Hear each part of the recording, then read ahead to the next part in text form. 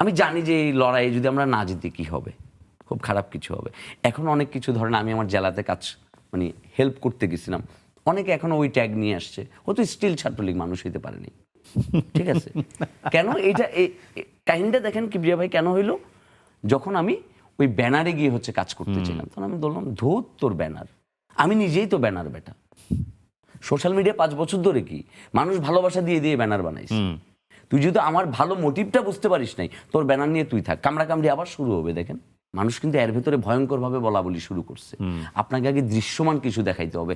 আমার এই 5 বছরের সোশ্যাল মিডিয়ায় কাজ করার অভিজ্ঞতা থেকে দায়িত্ব নিয়ে বলছি, এই দেশের মানুষ শুধু একটু ভালো নিরাপত্তা চায়, সে ভালো একটা লাইফ চায়, আর কিচ্ছু না। কোন সরকার আসলো, কে আসলো না, কে কি করলো না করলো, কে কত টাকা মেরে দিল, মানে they don't care at all. এই জায়গাটাতে যদি এরা কাজ করতে না পারে, এরাও ডুববে, সবাই ডুববে। দিন শেষে এদেরও কাপড় খোলা হবে, আমি বলে দিলাম।